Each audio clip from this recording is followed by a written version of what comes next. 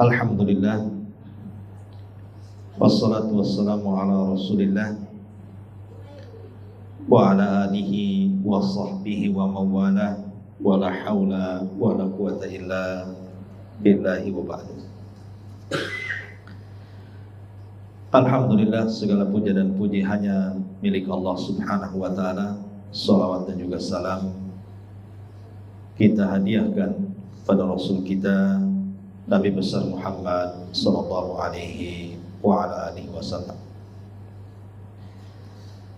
Pembahasan di siang hari ini kita akan membahas tentang bahaya meninggalkan sholat. Pembahasan sholat adalah pembahasan yang sebenarnya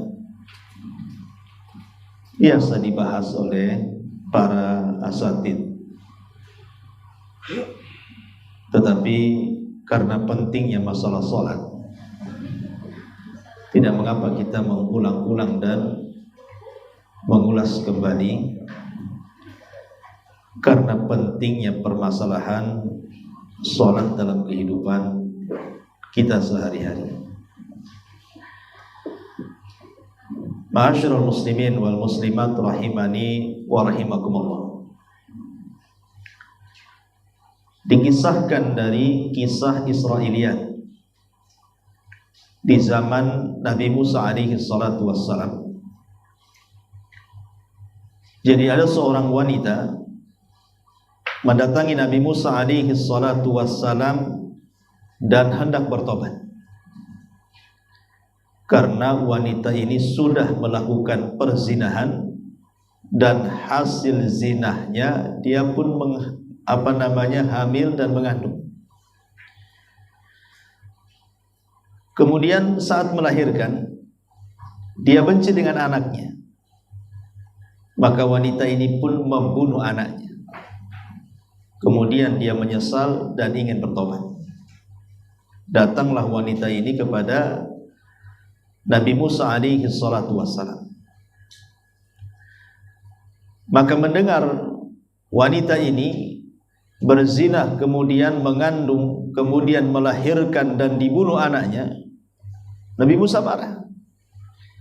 Dan Nabi Musa mengatakan, ma hadzal amalul azim alladzi fa'alti. Dosa apa ini? Dosa yang sangat besar yang kau lakukan. Ukhruji min hahuna qabla ayanzilallahu alaina naran minas samai bisababi ma fa'alti.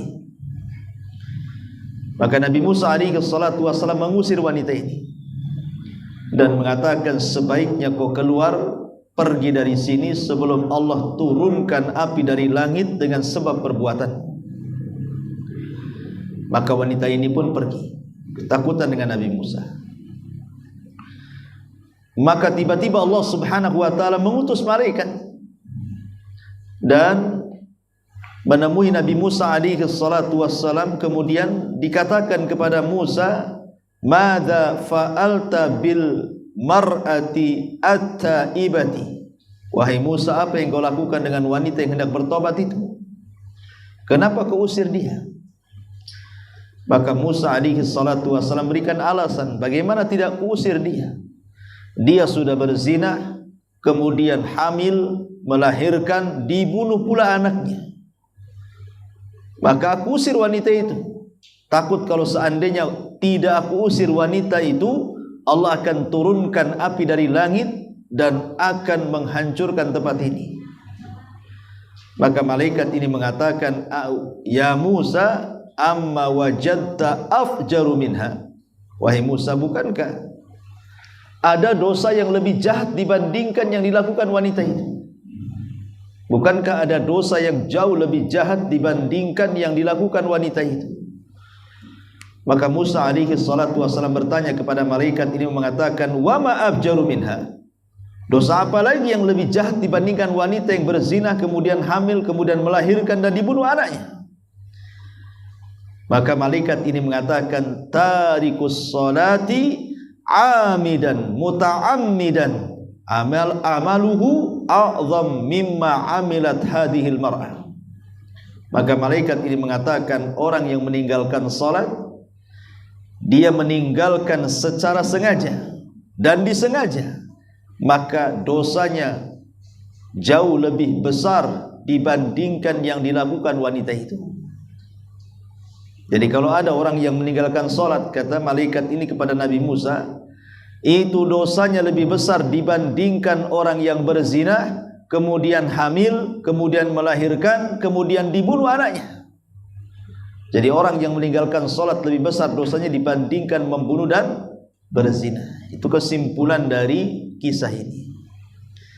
Tetapi kisah ini adalah kisah Israiliyat, tidak bersanad. Dan kita tidak mungkin berpegang dengan kisah ini. Tapi walaupun demikian, walaupun kita tidak berpegang dengan kisah ini, kita berpegang dengan Al-Quran dan Sunnah Nabi Sallallahu Alaihi Wasallam. Apa yang diisi daripada kisah yang kita kisahkan ini adalah benar. Bahwa orang yang meninggalkan salat itu jauh lebih jahat dibandingkan orang berzina, narkoba, mencuri, merampok, berjudi, dan begitu seterusnya. Dan itu dikatakan oleh Al-Imam Ibnul Qayyim rahimahullahu ta'ala dalam kitabnya. Beliau mengatakan, la yakhtaliful muslimun, tidak ada khilaf kaum muslimin, kata Imam Ibnul Qayyim, anna tarkas salatil mafrudati amdan, bahwa siapapun yang meninggalkan salat 5 waktu secara sengaja, min a'zamiz dzunub, termasuk sebesar-besarnya dosa. Wa anna itsmahu a'zam min itsmi qatli nafsi wa akhdil amwal wa min itsmi zina was sariqati wasyurbil khamri. Dan dosa orang yang meninggalkan salat jauh lebih besar dibandingkan membunuh, dibandingkan mengambil harta orang, dibandingkan berzina, dibandingkan mencuri, dibandingkan minum khamr, dan begitu seterusnya. Jadi orang meninggalkan sholat itu bahaya. Cuman anehnya di masyarakat ini, kalau ada orang meninggalkan sholat kayaknya tenang-tenang saja kan gitu. Kalau kita ini punya tetangga pembunuh, dan cara membunuhnya sadis gitu ya, mungkin dengan cara dimutilasi, rasanya udah kita ini mungkin melaknat orang itu. Atau ada orang pesta narkoba di depan rumah kita, wah mungkin kita melaknat-laknat lah. Tapi berapa banyak orang-orang yang meninggalkan sholat di depan kita, kita biasa-biasa saja. Padahal orang yang meninggalkan sholat itu dosanya jauh lebih besar dibandingkan narkoba, dibandingkan berzina, dibandingkan membunuh, dibandingkan khamr, dan begitu seterusnya. Kenapa? Kok orang meninggalkan sholat itu lebih besar dosanya dibandingkan orang minum khamr? Karena meninggalkan sholat ini diperselisihkan para ulama tentang keislamannya. Orang kalau meninggalkan sholat itu diperselisihkan keislamannya. Apakah dia masih muslim ataukah sudah kafir?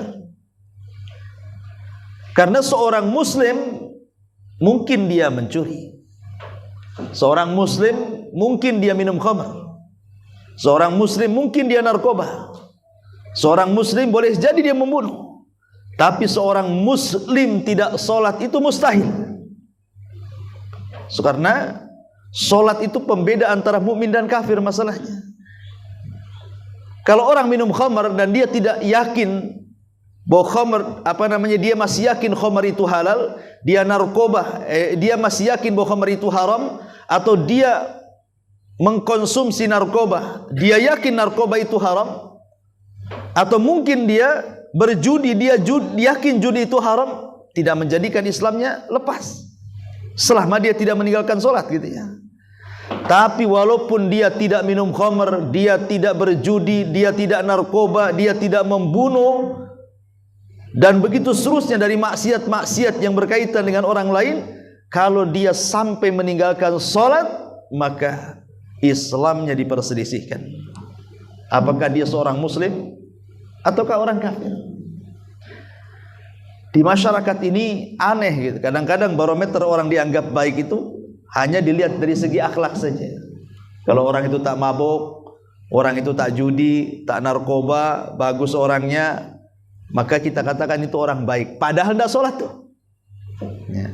Tapi nih kalau sebaliknya tuh orang itu sholat, tapi dia mabuk, narkoba, main perempuan, berzina dan begitu seterusnya, kita katakan jahat itu. Kan itu ya. Padahal orang yang sholat itu jauh lebih baik dibandingkan orang yang tidak berzina. Ini satu sholat tapi berzina, satu pula tak berzina tapi tak sholat. Nah itu maksudnya. Yang satu tidak sholat, tidak berzina, yang satu berzina tapi dia sholat. Maka orang yang sholat kemudian dia masih belum bisa meninggalkan zina, itu masih lebih baik dibandingkan orang yang tidak berzina tapi dia tidak sholat. Kenapa demikian? Karena meninggalkan kewajiban itu dosanya lebih besar dibandingkan melakukan yang diharamkan Allah subhanahu wa ta'ala. Ma'asyiral muslimin yang dimuliakan Allah subhanahu wa ta'ala, maka dari sini kita tahu bahwa dosa orang yang meninggalkan sholat ini besar. Jangan cerita orang meninggalkan sholat, Bu ya. Orang yang sholat saja, kalau sholatnya itu asal-asalan, itu masalah. Nabi SAW sampai mengatakan, Innar rajula la yusalliyah sittina sanatan wa ma tuqbalu lahu salatun la'allahu yutimmu ruku'a wa la yutimmu sujudah wa yutimmu sujud wa la yutimmu ruku'. Dari hadis Abu Hurairah radhiyallahu an, dan hadis ini disahihkan oleh Syekh Nasiruddin Al-Albani rahimahullahu taala. Apa kata Rasulullah? Kata Nabi SAW, sungguh ada seseorang itu yang sholat selama 60 tahun. Jadi mulai dari akil balik, kalau laki-laki 15 tahun, kalau perempuan 9 tahun. Dia tidak pernah meninggalkan sholat sampai 60 tahun. Tetapi sholatnya tidak diterima Allah. Bayangkan, sholat 5 waktu, 60 tahun, tapi 1 rakaat pun tidak diterima oleh Allah Azza wa Jalla. Kenapa coba? Maka Rasulullah SAW menjelaskan karena dia sempurna rukunya tapi tidak sempurna sujudnya, atau sempurna sujudnya tapi tidak sempurna rukunya, alias asal-asalan bahasa kitanya. Jadi kalau sholat saja asal-asalan tidak diterima, macam mana orang yang tak sholat gitu? Makanya dijelaskan oleh Imam Ahmad ibn Hanbal rahimahullah ta'ala. Apa kata Imam Ahmad? Ya'ti 'alan nas zaman yusalluna wa hum la yusallun. Akan datang zamannya manusia itu nampaknya sholat tapi sebenarnya tak sholat. Kata Imam Ahmad, akan datang zamannya nanti orang-orang itu nampaknya saja dia sholat, hakikatnya tidak sholat. Dan Imam Ahmad mengatakan, saya takut zamannya ada pada zamanku ini, katanya. Ini yang ngomong Imam Ahmad. Imam Ahmad itu generasi salaf. Kok bisa Imam Ahmad ngomong begitu? Akan datang zamannya orang itu nampaknya sholat tapi tidak sholat. Ini yang ngomong Imam Ahmad di zaman dia. Bahwa Imam Ahmad melihat ada orang yang sholatnya asal-asalan sampai dia mengatakan akan datang zamannya orang yang sholat tapi tidak sholat. Gimana kalau seandainya perkataan ini kita praktekkan di zaman sekarang? Ya memang prakteknya memang di zaman sekarang orang yang nampak sholat tapi tidak sholat. Contohnya apa? Yang nampak di YouTube sajalah. Lihat, ada orang sholat itu jauh daripada sunnah Nabi SAW, 7 menit 23 rakaat. Macam mana akan sempurna rukunya dan akan sempurna sujudnya kan? Oh, dolin, amin. Ruku gitu, sujud nggak jelas kan itu. Kita saja yang nengok capek, apalagi yang sholat. Yang nengoknya YouTube lah capek gitu kan. Cemana lah orang ini bacaannya, gerakannya udah nggak kebayang tuh. Jadi orang seperti ini apa diterima sholatnya? Makanya Nabi SAW mengatakan ada seseorang 60 tahun dia sholat, ditolak sholatnya karena sempurna rukunya tidak pula sempurna sujudnya, atau sempurna sujudnya tidak pula sempurna rukunya, karena tidak tumakninah dalam sholatnya. Maka orang-orang yang seperti ini diturunkan satu ayat dalam Al-Quran, fawailun lil musallin alladzina hum an salatihim sahun. Celaka bagi orang-orang yang salatnya mereka lakukan dengan cara lalai, tidak memperhatikan gerakannya, bacaannya, waktunya, dan begitu seterusnya. Ini cerita yang salat nih. Yang salat saja tidak selamat, bagaimana yang tidak salat sama sekali kan? Kalau yang salat saja tetapi melalaikan salatnya, Allah katakan celaka bagi mereka. Macam mana orang yang sama sekali tidak salat? Maka ini lebih bahaya lagi. Makanya Ibnu Taimiyah rahimahullahu taala menukilkan ijma' kesepakatan para ulama, man taraka salata jumlatan faqad kafar. Siapa yang meninggalkan salat secara jumlah, maka dia telah kafir. Maksudnya lebih banyak meninggalkan dibandingkan melakukan. Itu namanya jumlah tuh. Dia sholat tapi Jumatan saja, sholat tapi sholat id saja, selebihnya tidak sholat dia. Lah orang yang nongol Jumatnya saja atau yang nongol 2 Idul Fitrinya saja, ini orang ini dikatakan kafir, kata Ibnu Taimiyah. Dan itu banyak di masyarakat seperti itu. Jadi sampai kapan orang meninggalkan sholat? Sampai disolati? Kan tidak mungkinlah sampai disolati. Ma'asyiral muslimin wal muslimat rahimani wa rahimakumullah. Maka orang yang meninggalkan sholat itu sangat bahaya sekali hukumannya di hadapan Allah subhanahu wa ta'ala. Taib. Ada satu kisah yang diceritakan oleh salah seorang syekh. Jadi kejadiannya di Riyadh, di daerah Riyadh, Saudi Arabia. Jadi ada anak muda. Anak muda ini memang nakal sekali. Selain daripada tidak pernah sholat, memang kehidupannya itu sangat suram. Narkoba, khamar, pokoknya dengan kehidupan bebas di luar. Bahkan dia juga suka menentang ayahnya, durhaka dengan orang tuanya. Satu hari anak muda ini kecelakaan. Kemudian akibat kecelakaan ini menyebabkan anak muda ini meninggal dunia. Kemudian orang tuanya ketika itu mencari orang yang hendak memandikan anak muda ini. Maka adalah orang yang mau memandikan anaknya. Subhanallah. Ketika air campuran bidara itu mulai diaduk, kemudian dituangkan di wajahnya, ini yang memandikan jenazah ini kaget. Karena ketika disentuh dengan air yang sudah dicampur bidara itu, tiba-tiba mukanya gosong, kayak disiram dengan air keras. Padahal air biasa sama daun bidara tuh.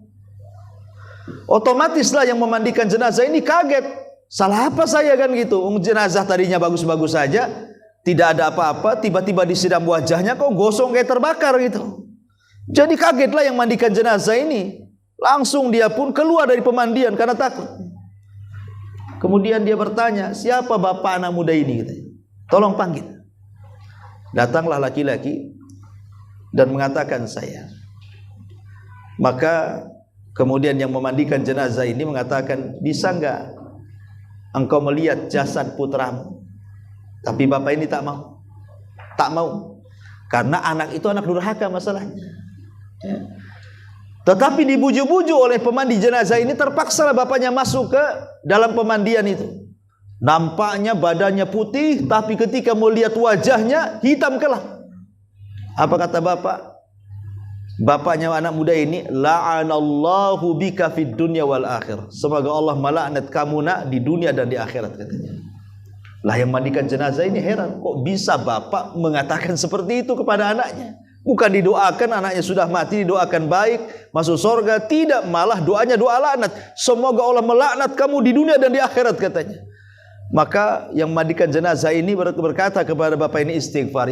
Tak boleh engkau mendoakan buruk pada anakmu ini.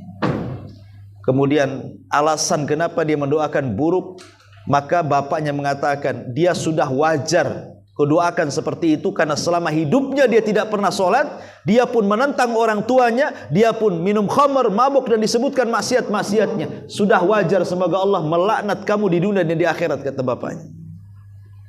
Tapi kemudian pemandi jenazah ini terus merayu, sampai akhirnya kemudian bapaknya sedih. Barulah menaruh iba kepada anak yang meninggal, dan dia pun mulai tidak keras lagi dan mendoakan kebaikan bagi anaknya. Tapi kisahnya tidak sampai di sini. Jadi ketika kemudian jasadnya ini dibawa ke pekuburan, lah kebetulan yang masuk ke liang lahat itu kakaknya, saudaranya, saudara kandungnya masuk ke liang lahat. Kan di antara sunnah meletakkan jenazah di lubang itu adalah menghadapkan wajah ke kiblat. Itu di antara sunnahnya, kan? Kalau kita meletakkan jenazah di kuburan, maka wajah itu diarahkan ke kiblat. Subhanallah. Setiap saudaranya ini mengarahkan wajahnya anak muda ini ke arah kiblat, tiba-tiba lehernya berputar sendiri. Tidak mau dia mengarah ke kiblat. Mukanya itu membelakangi kiblat terus. Kemudian diputar lagi sama saudaranya, mutar lagi kepalanya, mutar sendiri. Takutlah jadinya. Orang sudah mati kok bisa mutar-mutar itu lehernya. Akhirnya terperanjatlah saudaranya, naik ke atas kuburan. Kemudian dia mulai menghubungi salah seorang ulama, ya, menceritakan kisah ini dan apa yang harus dilakukan. Kata ulama yang dihubunginya berfatwa, dah kalau memang wajahnya tidak bisa diarahkan ke kiblat dan dia malah bukan tidak mengarah ke kiblat tapi membelakangi kiblat, ya sudah dikuburkan seperti itu saja, katanya. Akhirnya pun dikuburkan mayat itu seperti itu. Wajahnya tidak mau menghadap kiblat, naudzubillah, karena semasa hidupnya tidak sholat. Semasa hidupnya tidak pernah sholat anak muda ini.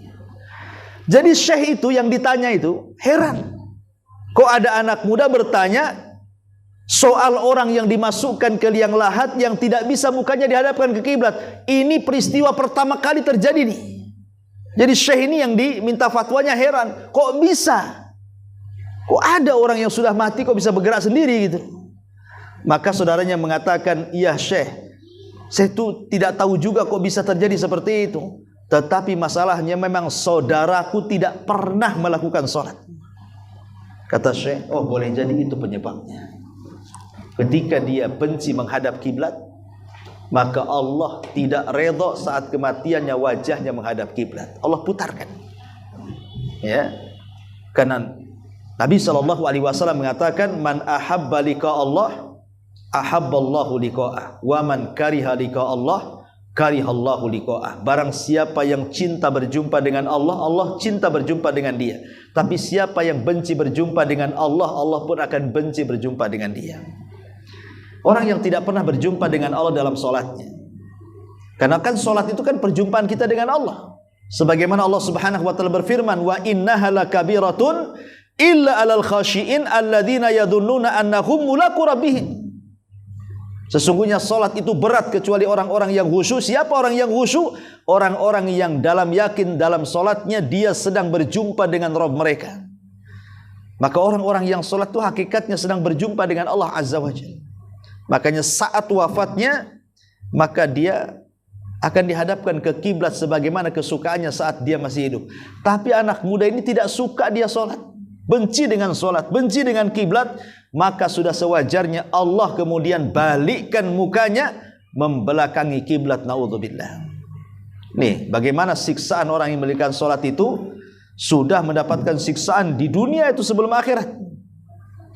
Bahkan orang yang meninggalkan salat ini adalah salah satu penyebab dihilangkan cahaya pada wajah-wajah kita pada hari kiamat.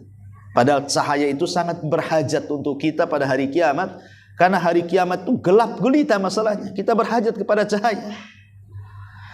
Nabi SAW mengatakan dalam sebuah hadis,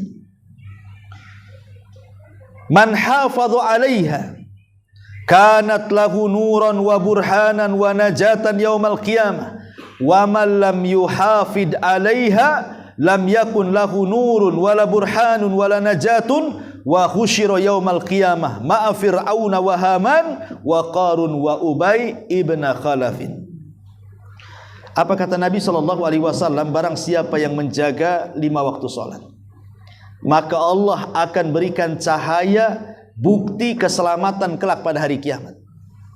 Tetapi orang-orang yang mereka tidak menjaga salat di dunia, maka mereka akan dicabut cahayanya, dicabut keselamatannya, dan dicabut bukti-buktinya ketika menghadap Allah Subhanahu wa taala, dan akan dikumpulkan pada hari kiamat bersama Firaun, bersama Haman, bersama Qarun, bersama Ubay bin Khalaf. Lihat bagaimana ancaman dari Nabi sallallahu alaihi wasallam, ngeri ya, karena cahaya kita akan dicabut. Yang kedua, kita satu neraka dengan Qarun, satu neraka dengan Haman, satu neraka dengan Ubay bin Khalaf, dan satu neraka dengan Firaun. Naudzubillah. Pertanyaan pun muncul, kenapa yang disebutkan dalam hadis ini hanya 4 tokoh kafir? Pertama Firaun, yang kedua Haman, yang ketiga Qarun, dan yang keempat Ubay bin Khalaf. Ini kan semuanya kafir nih. Kenapa itu yang disebut? Alasannya pertama, kenapa yang pertama disebut Firaun? Karena yang menyebabkan orang malas sholat itu adalah kekuasaan. Orang kalau sudah jadi bupati, jadi gubernur, jadi menteri, anggota dewan, presiden, dan begitu seterusnya, orang kalau sibuk dengan jabatan, maka akan dilalaikan dari sholat. Makanya dikumpulkan bersama Firaun, ataupun dikumpulkan bersama Haman. Haman itu siapa? Haman itu Perdana Menteri Firaun. Dan kita tahu bahwa menteri-menteri yang menyokong presiden tentu mereka akan mempertahankan posisi. Jangan sampai turun dari posisi mereka, kan gitu. Lah ketika mereka menjadi para penjilat penguasa, kemudian mereka takut posisinya digeser, disitulah mulai orang itu meninggalkan sholat, karena akan sibuk memikirkan itu saja. Kemudian juga Rasulullah SAW berbicara tentang Qarun. Maksudnya adalah isyarat kepada harta, karena Qarun itu kan identik dengan harta. Kalau cerita Qarun pasti cerita harta. Lah salah satu penyebab orang meninggalkan sholat atau lalai dari sholat itu adalah harta. Adapun bicara tentang Ubay bin Khalaf, Ubay bin Khalaf ini seorang pedagang. Pedagang yang kesana kemari itu, karena di antara orang yang lalai sholat itu adalah ketika sibuk dengan dunia perniagaan. Maka disebutkan 4 orang ini, Qarun, Haman, Firaun, dan Ubay ibn Khalaf. Ma'asyiral muslimin wal muslimat rahimani wa rahimakumullah. Kita tahu bahwa sholat ini diwajibkan berbeda dengan ibadah yang lainnya. Kalau puasa, kemudian zakat, kemudian haji, itu kan disyariatkan di bumi. Tapi sholat ini disyariatkan di langit. Jadi Nabi SAW diundang oleh Allah sampai menembus 7 lapis langit sana, sampai ke Sidratil Muntaha. Kemudian disyariatkan sholat 5 waktu. Jadi dari segi pensyariatannya aja berbeda. Dan Nabi SAW betul-betul mempraktikkan sholat. Rasul ini selain daripada 17 rakaat sholat wajib, ditambah dengan sholat malam berapa? 11 rakaat. Ditambah dengan 12 rakaat rawatib. Berarti dalam satu hari semalam Rasul berapa kali sholat? 40 rakaat. Ya kan? Coba 17 rakaat ditambah 11 rakaat ditambah 12 rakaat, kan jatuhnya 40 rakaat tuh. Setiap hari Rasul itu sholat 40 rakaat loh. Dari sholat wajibnya, kemudian sholat malamnya, kemudian rawatibnya. Sementara Nabi SAW sudah diampuni dosanya yang telah, yang sedang, yang akan datang. Tapi dalam sehari Rasul sholat bisa sampai 40 rakaat. Lah kita loh yang gak dijamin keselamatan kita, tidak dijamin dosa kita diampuni, kok malas pula untuk melaksanakan sholat. Aneh kan itu. Rasul saja sholat 40 kali dalam satu hari satu malam. Ma'asyiral muslimin yang dimuliakan Allah Subhanahu wa taala, yang menarik adalah ada seorang sahabat namanya Al-Miswar ibn Mahramah. Al-Miswar ibn Mahramah. Lah Miswar ibn Mahramah ini satu ketika masuk di saat detik-detik Umar ibn Khattab radhiyallahu an sedang mengalami sakit dan hampir mati karena ditusuk oleh Abu Lu'lu al-Majusi. Tiba-tiba Umar radhiyallahu an ketika melihat Al-Miswar ibn Mahramah ini, setelah menjenguknya kemudian hendak keluar, dipanggil oleh Umar dan mengatakan, la hadda fil Islam liman taraka shalah. Tidak ada bagian dalam Islam orang yang meninggalkan sholat, kata Umar. Makanya saat-saat detik wafat itu Rasulullah SAW hanya memberikan 2 wasiat saja kan, sholat dan jaga budak-budak cahaya, budak-budak sahaya yang kalian beli atau kalian lindungi, suruh dijaga. Jadi Rasul itu berwasiat sebelum wafatnya cuma 2 ini. Dan ingat bahwa saat detik-detik wafatnya Rasul itu kan tidak banyak waktunya. Harusnya Rasul kan memilih wasiat-wasiat yang penting kan, karena waktunya terbatas. Orang mau mengalami ajal kan terbatas. Berarti kan ketika menyampaikan wasiat itu tidak lama tuh. Tetapi dalam waktu yang singkat Nabi SAW sebelum wafatnya mengingatkan 2 perkara. Pertama, jangan tinggalkan sholat. Yang kedua, peliharalah baik-baik budak-budak atau hamba-hamba sahaya, au ma malakat aimanukum. Baik, ma'asyiral muslimin wal muslimat rahimani wa rahimakumullah. Tapi walaupun demikian, kita tahu bahwa ada satu kisah yang menarik tentang masalah sholat juga. Jadi dahulu, kata seorang syekh bercerita, ini pun masih kejadian di Timur Tengah juga. Jadi ada satu desa. Satu desa itu semua orang alim. Maksudnya tidak alim lah, soleh lah, ke masjid rajin. Pokoknya desa itu memang nampak kealimannya, kesolehannya. Penduduknya itu suka ke masjid. Tapi ada pula salah satu penduduk yang tinggal di situ itu tidak pernah ke masjid, tidak pernah sholat, tidak pernah nampak batang hidungnya lah, dan memang tidak sholat. Jadi akhirnya menjadi buli-bulian warga tuh. Itu orang jahat itu tidak sholat katanya. Satu hari datanglah pendatang baru, hendak mencari sewaan. Rupanya dapat rumah di samping orang yang tidak sholat, yang dicela oleh kaum yang ada di situ. Ketika dia sholat subuh, orang baru ini, kata imam masjid mengatakan, kamu tinggal di mana? Kata orang ini, saya tinggal di sebelah sana. Langsung sang imam mengatakan, celaka engkau, kau pindah dari situ. Itu tetanggamu tak sholat katanya. Ngapain kamu tinggal di situ? Subhanallah, bayangkan. Orang sana itu, orang yang tidak sholat itu masih diwanti-wanti itu. Orang sekarang nggak peduli mau sholat nggak sholat, dia aja nggak sholat itu ya. Akhirnya orang baru ini mengatakan, ya semoga Allah memberikan hidayah kepada dia. Dia mau sholat.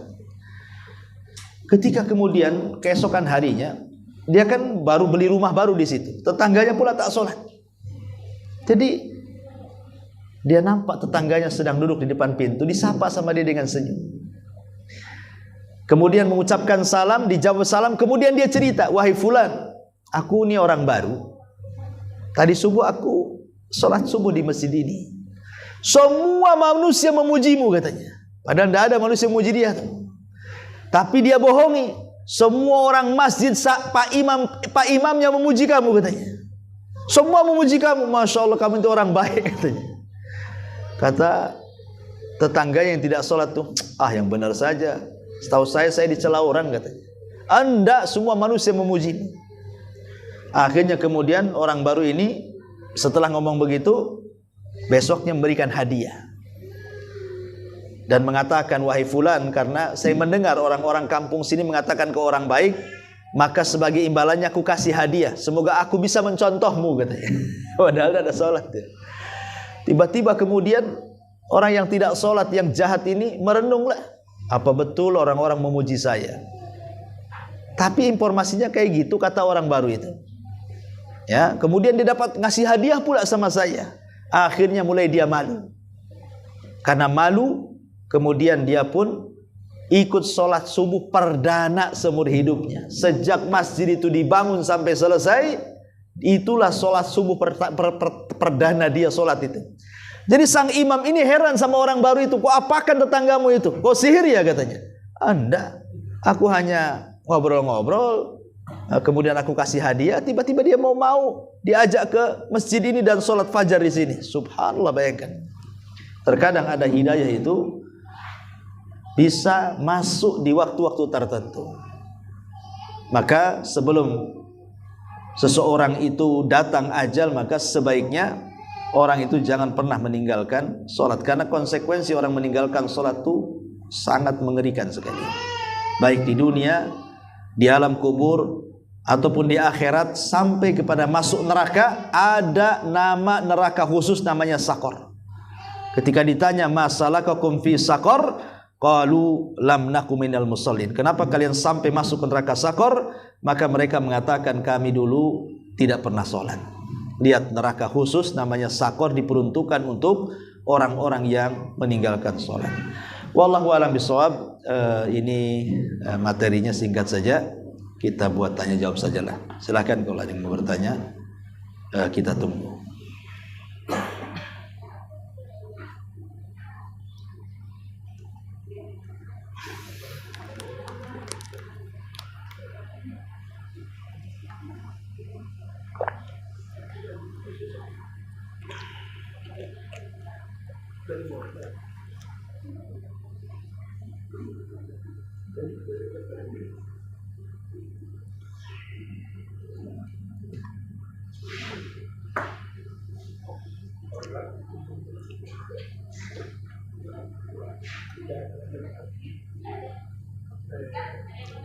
Iya, silakan.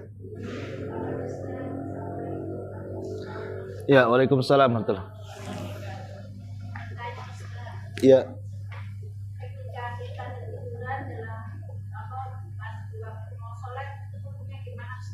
Ketiduran? Tidur waktu sholat?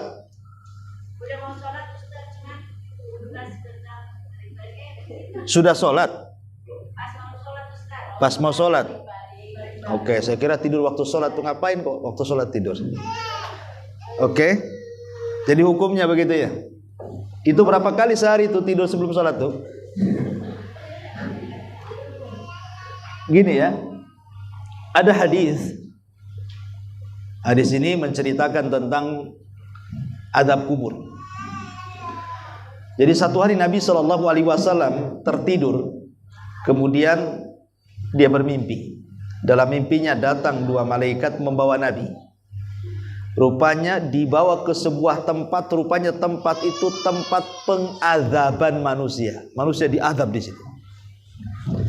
Lah salah satu yang dilihat Rasul adalah ada seorang laki-laki yang terlentang. Di sampingnya ada laki-laki lain yang berdiri memegang batu.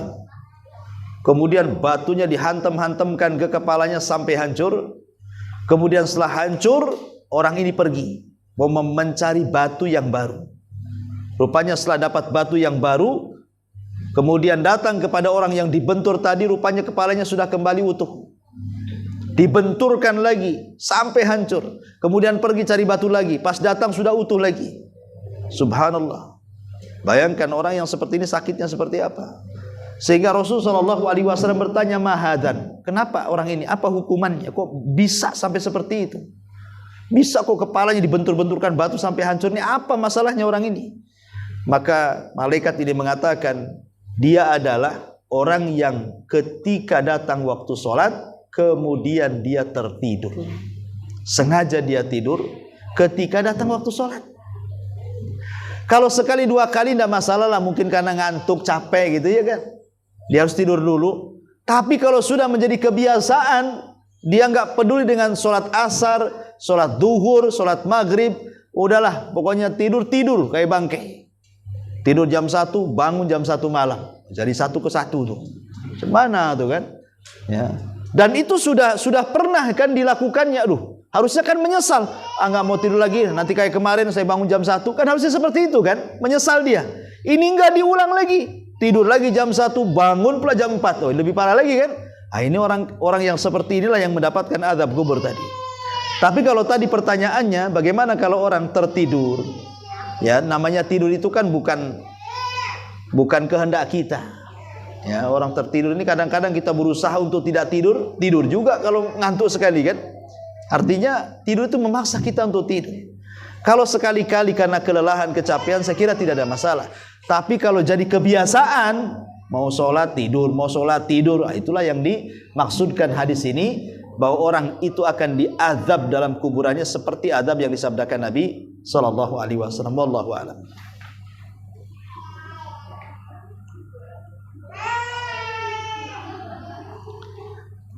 Iya, ini di YouTube ini ada pertanyaan. Ustadz, bolehkah sholat memakai pakaian basah karena kehujanan? Ya kalau seandainya ada pakaian kering ya gantilah. Karena bagaimanapun dalam sholat itu kan perlu kehusyuan, perlu tumanina, khusyuk. Kalau orang bajunya basah kan risih gitu ya, apalagi lagi dingin, demam, makin risih. Ya kalau ada baju yang bersih, yang kering, ya sebaiknya diganti. Tapi kalau tidak ada, karena mungkin pas mau renang tiba-tiba sudah renang tak bawa pakaian salin, terpaksalah akhirnya dia pakai pakaian yang basah. Secara hukum ya tidak ada masalah, sah-sah. Ya karena bukan penghalang sholat harus kering kan gitu ya pakaian itu. Tidak, pembatal sholat itu bukan masalah pakaian. Makanya kalau seandainya dia sholat dalam kondisi pakaian basah, sah-sah, asal jangan kencing dan berak di celana aja. Kalau kencing di celana ya tidak boleh lah, berarti dia bawa najis di celananya. Tapi kalau bersih semuanya ada masalah apa? Cuma hanya basah saja, air kan tidak najis, maka dibolehkan. Wallahu a'lam.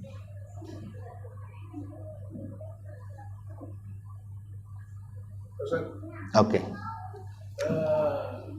Kan sholat itu kan belum tentu diterima oleh Allah. Berarti posisinya kita ikhlas saja mau diterima mau enggak, ya urusan nanti sama Allah. Atau jadi kan kita khawatir ada was-was di mana. Iya. Ya sudah seharusnya kita ini punya perasaan sholat kita ini diterima atau tidak. Itu harus ada perasaan seperti itu. Itu namanya perasaan takut. Dalam ibadah itu kan harus terangkai 3 rukun ibadah: cinta, harap, dan takut. Cinta karena kita mencintai ibadah. Harap karena mengharap dengan ibadah ini dapat imbalan surga dan pahala. Takut kalau tidak diterima, takut kalau masuk neraka. Memang harus ada perasaan seperti itu. Ya, takut kalau seandainya saya sholatnya asal-asalan nggak diterima, akhirnya dia makin semangat memperbaiki sholatnya karena takut gak diterima. Harus ada perasaan seperti itu. Itu bagian daripada perasaan takut. Dan takut itu bagian daripada ibadah hati, termasuk rukun ibadah. Wallahu a'lam.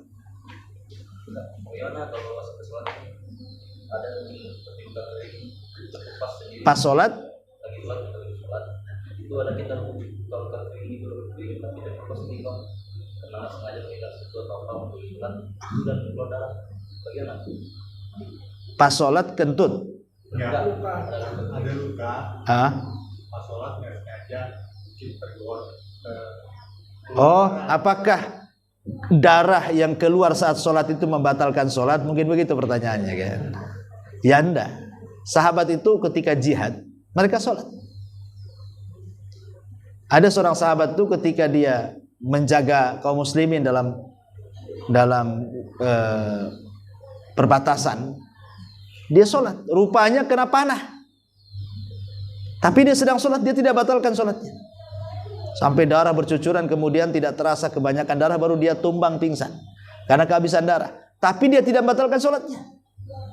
Ataupun Umar ibn Khattab ketika ditusuk oleh Abu Lulu, ya kan dia tidak batalkan sholatnya, cuman dia tumbang karena kehabisan darah. Dan para sahabat yang berjihad di lapangan, susah mereka kalau umpamanya harus sholat tanpa ada setetes darah pun, baik darah kita atau darah orang umpamanya. Kan ini susah. Kan zaman itu kan jihad berhadapan masalahnya. Jadi itu bukan pembatal sholat. Wallahu a'lam, tidak ada masalah. Umpamanya antum sholat atau ada nyamuk. Nah, nyamuk kan nyedot darah juga. Kemudian tepuk aja kita tempeleng nyamuk tuh. Rupanya pecah darahnya di mana-mana kan itu. Sah sholatnya? Sah. Batal? Tidak. Sah sholatnya. Wallahu a'lam.